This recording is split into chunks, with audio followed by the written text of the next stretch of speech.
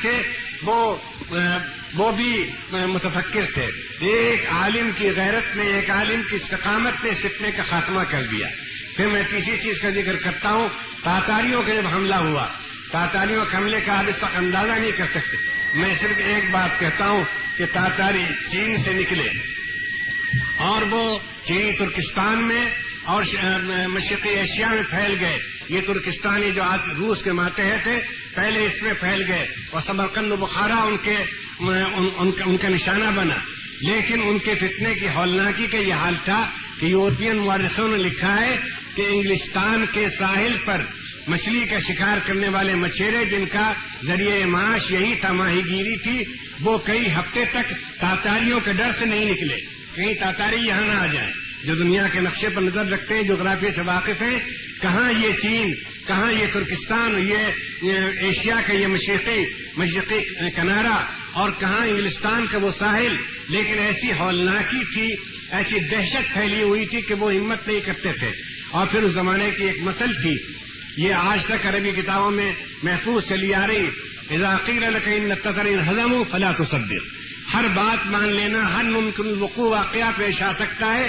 یہ کوئی تم سے کہے، کیسی سچا آدمی کہے کہ تاتاریوں نے کئی شکست کھائی، اس پر یقین نہ کرنا. تاتاری شکست کھانے والے ہیں ہی نہیں. تاتاری میں شکست ناممکن ہے، دونوں باتیں جمع نہیں ہو سکتی. وہ تاتاری، اور جن کا حال یہ تھا کہ ایک عورت چلی جاتی تھی سینکڑوں کے مجمع میں اور مارنا شروع کرتی تھی، لوگ گردنیں جھکا دیتے تھے. پھر ان میں سے کوئی پکار کر کہتا رہے یہ تو عورت ہے، یہ تو خاتون ہے، تب لوگوں کو کچھ سمجھتے. اور یہ سب تاریخ میں لکھا ہوا ہے کہ بعض اوقات ایک تاتاری ایک مسلمان کے پاس سے گزرا. مسلمان زمانے کے سپہ گری سے واقف ہوتے تھے، ہمارے آپ کی طرح نہیں تھے. وہ اسلحہ بھی رکھتے تھے، وہ اپنا دفاع بھی کر سکتے تھے. ایک تاتاری ایک مسلمان کے پاس سے گزرا، اس نے کہا دیکھو بھائی میرے پاس اس وقت تلوار نہیں، اتفاق سے کوئی چھری چاقو نہیں ہے، تم اس پتھر پر سر رکھ کر لیٹ جاؤ، میں چھری لے کر آتا ہوں تو میں ذبح کروں گا. مورخوں نے لکھا ہے کہ وہ اسی طرح سے دم بخود پڑا رہتا تھا، حرکت نہیں کرتا تھا، اپنے قتل کے انتظار میں. یعنی بھاگ سکتا تھا، کہیں منہ چھپا سکتا تھا، درخت پہ چڑھ سکتا تھا، ہمت نہیں تھی. یہ حالت تھی تاتاریوں کی کہ وہ ناقابل شکست سمجھے جاتے تھے. اور یہ سمجھا جاتا کہ اب اسلام میں کوئی مستقبل نہیں ہے. آرنل نے اپنی تاریخ میں پیشین گوئی اسلام میں صاف لکھا ہے کہ کوئی دور سے دور کی پیشین گوئی بھی ایسی نہیں، ناقابل قیاس سے ناقابل قیاس بات بھی اس سے بڑھ کر نہیں تھی کہ تاتاری مسلمان ہو جائیں گے. سب کچھ ہو سکتے تھے، مسلمان نہیں ہو سکتے تھے. مسلمان ان کے نزدیک ایسے ذلیل تھے کہ اس وقت کی جو تصویریں ملی ہیں اور جو ماسکو اور لینن گراڈ کی کتبخانوں میں محفوظ ہیں، ان میں دکھایا گیا ہے کہ گھوڑے کی دم سے ایک مسلمان کی داڑھی بندھی ہوئی ہے، مسلمان عالم کی داڑھی بندھی ہوئی ہے، اور وہ چلا جا رہا ہے اپنے گھوڑے کو بھگاتا ہوا، اور وہ مسلمان اس کے ساتھ جا رہا ہے، اس کا کام تمام ہو گیا. یہ تصویریں ملی ہیں. تو آرنل نے لکھا ہے کہ ہر چیز کی پیشین گوئی کی جا سکتی تھی، اس کی پیشین گوئی نہیں کی جا سکتی تھی کہ تاتاری اسلام قبول کریں گے. یہاں تک اس نے لکھا ہے کہ اگر کچھ قیاس کہا جا سکتا تھا تو اتنا کہ تاتاری عیسائی ہو جائیں گے، اس لیے کہ ان کے محلوں میں، ان کے محل سراؤں میں مسیحی بیگمات تھیں جو حسین و جمیل بھی ہوتی ہیں، جن کو پھر ہندوستان سے کہیں سے لائے تھے.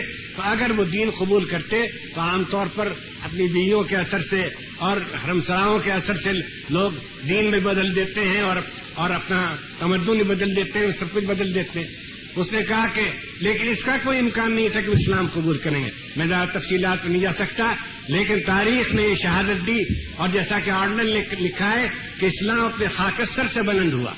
اسلام جو خاکستر کے نیچے تھا، یعنی بجھ کر جل کر اور بجھ کر راکھ کے نیچے ہو گیا تھا، اس نے سر نکالا، سر اٹھایا اور اس نے تاتاریوں کو مسلمان کر لیا. اور فاتح تاتاری اسلام کے مفتو بن گئے، اور مفتو مسلمانوں نے تاتاری فاتحوں کو اسلام میں کلمہ پڑھایا، اسلام حلقہ بگوش بنایا. یہ کس کا کام تھا؟ یہ صوفیاء کرام کام تھا. یہ وبا عظیمت مسلمان وزراء کا کام تھا اور داعیان اسلام کام تھا، جو خاموشی کے ساتھ اپنا کام کرتے تھے اور تاتاریوں کو تبلیغ اسلام کرتے تھے.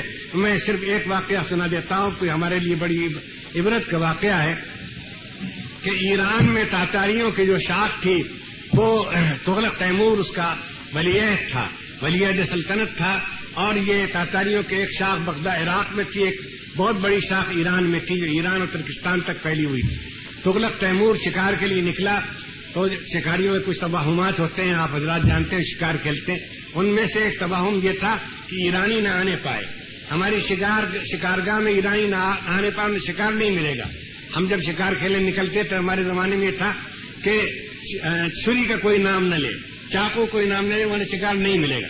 یہ سب بالکل وہمی باتیں تھی، لیکن تھی جمعرات کو شکار نہیں ملے گا، اور کئی ایسی چیزیں تھی۔ تو ان تاتاریوں میں یہ تھا کہ ایرانی سب سے زیادہ ذلیل ہوتے ہیں، منحوس ہوتے ہیں، اگر ایرانی کہیں سے آ گیا تو شکار نہیں ملے گا، کہ اللہ کچھ اور کرنا مقصود تھا، کچھ اور دکھانا تھا۔ شیخ جمال الدین ایرانی کہیں جا رہے تھے کہ بادشاہ کی شکارگاہ، شہزادے کی شکارگاہ راستے میں پڑ رہی تھی، ان کو خبر نہیں، وہاں اتفاق سے کوئی پہرا نہیں تھا، پہرے دار بھی کہیں کھانے پینے کے لیے ہٹ جاتے ہیں، سو جاتے ہیں، غفلت برتتے ہیں، آج بھی یہ ہوتا ہے، پہلے بھی ہوتا تھا۔ وہاں کوئی پہرے دار نہیں تھا، وہ اندر آ گئے، بڑھتے چلے آئے یہاں تک کہ وہ جگہ پہنچے جہاں پہرے دار کون ایرانی کہاں پکڑا اور شہزادے کے پاس لے گیا کہ دیکھیے ایک ایرانی، ایک بدنصیب ایرانی یہاں آ گیا، اور شہزادے کو سخت اس کو طیش آیا کہ ساری محنت برباد ہوئی، سب پر پانی پھر گیا، سارے انتظامات پر، یہ منحوس کہاں سے یہاں آ پڑا اور اب شکار نہیں ملے گا۔ تو اس نے غصے میں، کتا اس کے پاس ہوا کرتا تھا اس زمانے کے مرا بادشاہوں کے پاس، یہ واقعہ آرنل نے بھی لکھا ہے پریچنگ آف اسلام میں، اور اس سے زیادہ بہتر انداز میں ترکی اور فارسی کتابوں میں ہے، جس سے میں نے اخذ کیا ہے، وہ میں آپ کو سناتا ہوں، جو ہماری فارسی کتابوں میں ہے قدیم، کہ کتا پاس تھا تو اسے اور کچھ سمجھ میں نہیں آیا، اس نے کہا کہ تم اچھے ہو کہ یہ کتا اچھا ہے، اور نہایت اطمینان سے جواب دیا، اور بالکل الہامی، جب اللہ نے ان کے دل میں کہا ابھی اس کا فیصلہ نہیں ہو سکتا۔ کیا مطلب ابھی فیصلہ نہیں ہو سکتا؟ یہ کتا ہے، تم انسان ہو، تم ایرانی ہو، کہو یا تو یہ کہو کہ میں افضل ہوں، میں بہتر ہوں، مطلب یہ کہ تلوار تیار ہے گردن اڑا دینے کے لیے، یا یہ کہو کہ شہزادے کتا میں مجھ سے بہتر، میں بھلا شہزادے کتے کو کے مرتبے کو کیا پا سکتا ہوں؟ انہوں نے کہا نہیں، میں ابھی نہیں کہہ سکتا۔ کب کہو گے کہ اگر ایمان پر میرا خاتمہ ہوا تو میں افضل ہوں، اگر ایمان پر میرا خاتمہ نہ ہوا تو یہ کتا افضل ہے۔ بس یہ بات اس کے دل پر ایک چوٹ لگی۔ کسے کہتے ہیں کہ ایمان تو یہ کہ اپنے خالق کو پہچانے، اس دنیا کے پیدا کرنے والے کو جانے، اور اس کو سمجھے کہ وہی اکیلا اس دنیا کا کارخانہ چلا رہا ہے، اس کے پیغمبروں کو پہچانے، اور آخری رسول محمد وسلم کو پہچانے، اور آخرت کو مانے، اور یہ سمجھے کہ اللہ تعالیٰ کیا جانا ہے اور حساب دینا ہے۔ اس نے سنا ہونے والی بات، بس اس کے دل پر ایک اثر ہوا، اس نے کہا اچھا اس وقت تو آپ چلے جائیے، اشارہ کیا کہ ان کو چھوڑ دیا جائے، لیکن اگر آپ یہ سنیں کہ تغلق تیمور جانشین ہو گیا اور اس کی تاج پوشی ہو گئی تو مجھ سے ملیے گا ضرور۔ وہ چلے گئے۔ اب وہ دن گننے لگے کہ کب وہ وقت، وہ مبارک گھڑی آتی ہے کہ تغلق تیمور بادشاہ ہوتا ہے اور میں اس کے پاس جاتا ہوں، اور دل پر اس کے اثر ضرور ہو گیا ہے، ایمان کا اس کے دل میں اس ایمان کی قیمت پیدا ہو گئی، میں اس کی اور تشریح کروں گا اور کلمہ پڑھاؤں گا۔ لیکن ان کا وقت آ گیا تو نے اپنے بیٹے کو بلایا اور کہا کہ بیٹے میرے فرزند، میری قسمت میں نہیں تھا کہ میں اتنی بڑی سعادت حاصل کروں، شاید خدا نے یہ سعادت تمہارے قسمت میں لکھی ہو، دیکھو جب سننا تغلق تیمور بادشاہ ہوا، اس کی تاج پوشی ہو گئی تو جانا اور میری بات یاد دلانا۔ چنانچہ وہ وقت آیا، اللہ کو منظور تھا، وہ وقت آیا تو وہ گئے۔ اب ان کو وہاں کون جانے دیتا، جیسے کپڑے ان کے اور پھر ایرانی اور باہر کے، وہ باہر انہوں نے ایک درخت کے نیچے مسلح بچھا لیا اور وہاں نماز پڑھنے لگے، اذان دینے لگے۔ فجر کی اذان جب انہوں نے دی تو اللہ کو منظور تھا، شہزادے کی آنکھ کھل گئی، حالانکہ کیسی گہری نیند سوتے ہیں شہزادے، اور کن محل سراؤں میں اور کن حفاظتوں، مگر اللہ کچھ اور منظور تھا۔ یہ کیا بات، یہ صدائے بے ہنگام کیا ہے، یہ کون صدا لگاتا؟ ان کا ایک مذہوب تو شخص ہے، دیوانہ سا آدمی ہے، وہ ایک درخت کے نیچے کچھ بچھائے ہوئے کچھ پڑھتا ہے، جھکتا ہے، اٹھتا ہے اور یہ آواز دیتا ہے، بلاؤ اس کو، بلاؤ۔ بلایا، کہا بھی تم کیا کہتے ہو، تم کون ہو؟ انہوں نے کہا آپ کو شاید یاد ہو کہ شیخ جمال الدین ایک مرتبہ آپ کی شکارگاہ میں آ گئے تھے اور آپ نے ان سے پوچھا تھا کہ تم بہتر ہو، کتا بہتر ہے؟ تو انہوں نے کہا تھا کہ ابھی اس کا فیصلہ نہیں ہو سکتا، اگر میرا ایمان پر خاتمہ ہوا تو میں بہتر ہوں، نہیں کتا مجھ سے افضل ہے۔ تو میں آپ کو اطلاع دینے آیا ہوں کہ ان کا ایمان پر خاتمہ ہوا، یہ اس کا فیصلہ ہو گیا۔ وقت اس نے کہا میں کلمہ پڑھتا ہوں، اسی وقت کلمہ پڑھا، اور اس کے بعد وزیر اعظم کو بلایا اور کہا کہ دیکھو میں نے تو فیصلہ کر لیا، میں اسلام قبول کرتا ہوں، تو اپنے متعلق سوچو۔ اس نے کہا کہ جہاں پناہ، میں تو بہت عرصے سے مسلمان ہوں، میں ایران گیا تھا، میں بہت عرصے سے مسلمان ہوں، آپ کے ڈر سے نہیں ظاہر کرتا تھا، بس جب بادشاہ اور وزیر اعظم مسلمان ہو جائیں تو پھر کیا، جس طرح لڑی ٹوٹتی ہے، جس طرح کوئی بن ٹوٹ جاتا ہے، سیلاب آتا ہے، اس طرح سے پوری کی پوری تیموری شاخ نے جو ایران اور ترکستان میں سب نے اسلام قبول کیا۔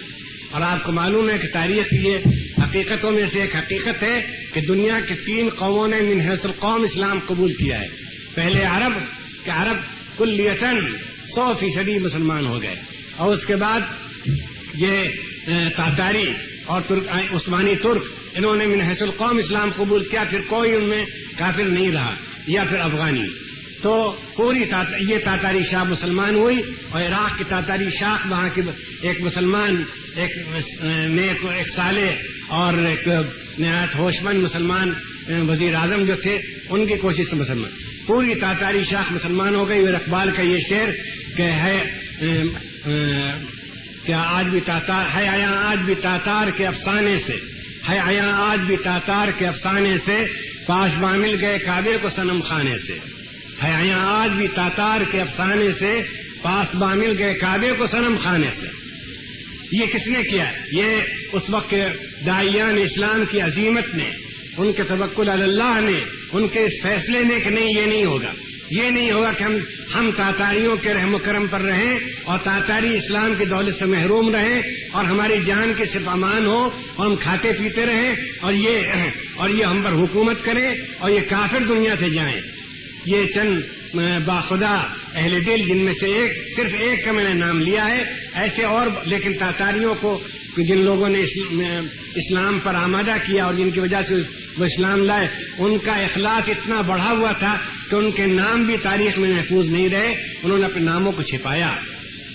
یہ آخری درجے کا اخلاص تھا۔ یہ 3 واقعے جو عظیمت اور وہی غیرت صدیقی یلخص الدین وانا حی، اللہ کے 1 2 4 10 بندوں نے اس زمانے میں، جن کی تعداد یقیناً آج ہمارے فضلائے مدارس سے اور ہمارے چوٹی کے علماء سے کہیں کم تھی، یعنی اس کو ہم یہ نہیں کہہ سکتے کہ 1 اور 10 کی نسبت تھی، بلکہ 1 اور 100 کی نسبت ہوگی تعداد میں اور زبانوں کے جاننے میں اور تفہیم کے طریقوں میں ماہر ہونے میں اور نشر و اشاعت کے وسائل کے مہیا ہونے میں اور ایک کتب خانے کی موجودگی و فراہمی میں کوئی نسبت نہیں تھی ان اللہ کے بندوں کو آج کے فضلائے مدارس سے۔